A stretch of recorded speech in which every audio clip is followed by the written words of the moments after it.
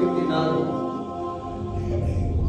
मालिक बिन दिनार रज़ी अल्लाह ताला अन्हु 60 आपने हज किए। बोलिए कितने? थोड़े आदमी 60 हज किए। 60 हजरत मालिक बिन दिनार ने 60 हज किए। और फरमाते हैं कि जब मैं आखिरी हज करने के लिए गया था तो बड़ा लोगों का हजूम था, जहां तक नजर जाती लोग ही लोग नजर आते। तो मैंने अपने रब से अर्ज की, मालिक कितने लोग तेरी बारगाह में आए हैं, क्या इनका हज कबूल भी हुआ है कि नहीं हुआ? मेरे ज़हन में सवाल आया कि मालिक इतने लोग तेरी बारगाह में आए हैं और मैं 60वां हज करने के लिए तेरी बारगाह में तेरी तौफीक से आया हूं, मालिक क्या इनके हज कबूल हुए कि नहीं हुए? फरमाते हैं ये सवाल ज़हन में था। जब रात सोया मुझे गैब से आवाज आई, अल्लाह ने सबके हज को कबूल फरमाया।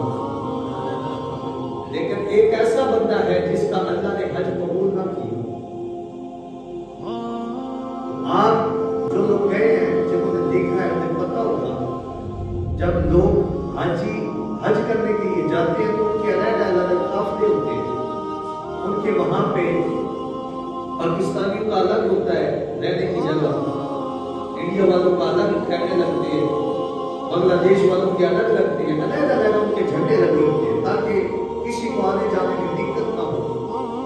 हज़रत मालिक बिन दिनार फरमाते हैं कि मेरे ज़हन में सवाल था कि रब्बुल आलमीन फरमा रहा है कि मैंने सबका हज कबूल कर लिया है, लेकिन एक बंदे का मैंने हज कबूल नहीं किया।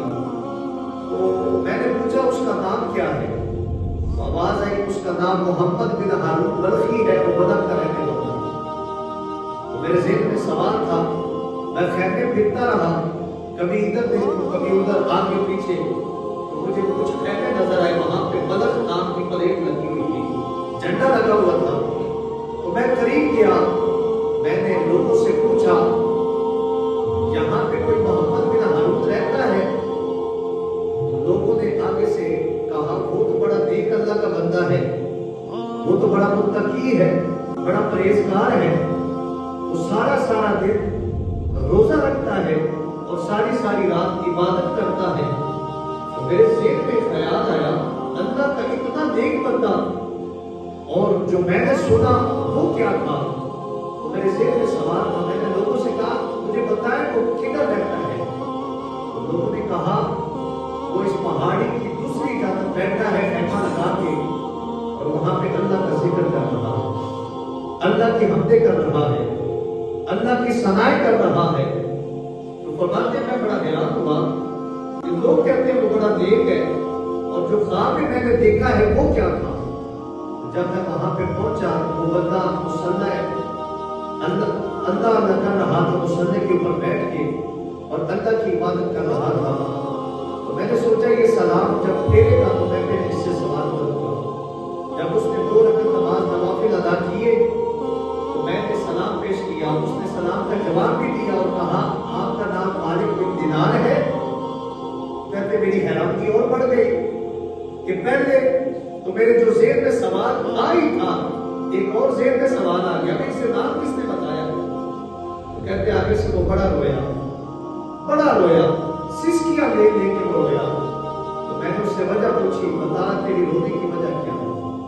लोग तो तेरी बड़ी तारीफें कर रहे हैं, लोग कहते हैं तू बड़ा नेक है, मुत्तकी है, परहेजगार है, तो तेरी रोने की वजह क्या है? उसने कहा लोग मेरे साथ जो देख रहे हैं उन्होंने कोई देखा है, जो इसके पीछे है वो उसे भी जानते हैं। उसने कहा बता, अगर इतनी सकत है तो मुझे भी बता ना, तेरे साथ हुआ क्या है? उसने कहा मेरे पास एक वक्त था, बड़ी मालो दौलत थी, इशरत थी और जमाती थी, और जमाती के नशे में इतना मैं धुत हो गया कि शराब का आदी हो गया और शराब पीने लगा। शराब पीते पीते, रोजे का मौसम था, रमजान शरीफ का महीना था, मेरी माँ बड़ी नेक थी, मुत्तकी थी, परहेजगार थी। तो असर का टाइम था, लोगों ने रोजा रखा हुआ है और मैं, बदकिस्मती मेरी ये है कि मैं शराब पी के घर आ गया। तो मेरी माँ ने आगे से कहा बेटा तुझे कुछ शर्म नहीं है? तो हया कर, तुझे पता नहीं है ये अल्लाह का महीना है और इस महीने की कदर कर यार, तुझे फिक्र ही नहीं है। लोगों ने रोजा रखा है तो तू सरेआम शराब पी रहा है। तो मैं नशे में था तो मैंने वहां को जोरदार थप्पड़ मारा और लोगों ने मुझे पकड़ा और पकड़ के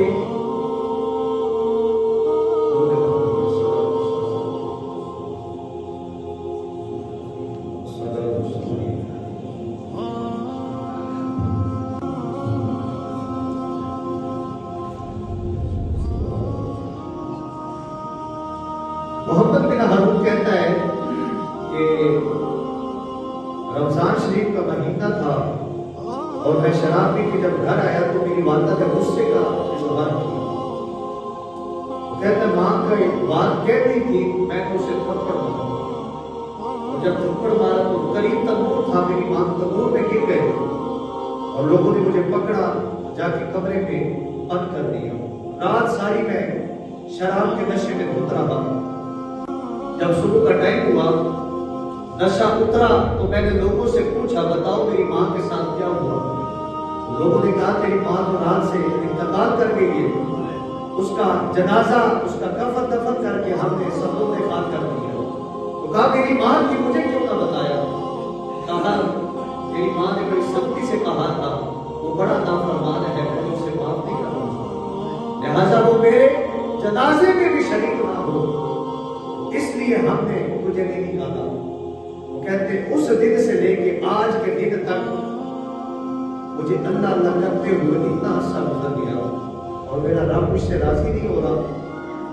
जो जाता है हज करने के लिए वो आके मुझे यही बात बताता है, मालिक बिन दिनार जो आपने बताई है कि सबका हज अल्लाह ने कबूल कर दिया, लेकिन तेरा हज अल्लाह ने कबूल नहीं किया। 25 या 26 हज मैंने किए हैं, उसके बाद फरमाते एक हज भी अल्लाह ने मेरा कबूल नहीं किया।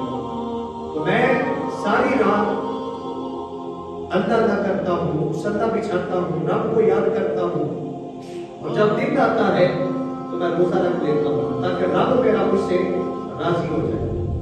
मालिक बिन दिनार चूंकि अल्लाह के बुजुर्ग नेक बंदे थे, उन्होंने जब ये सुना ना कि मां का बड़ा बेअदब है, उन्होंने भी उसे थप्पड़ मारा और कहा जा तेरा अलग रास्ता है, मेरा अलग रास्ता है।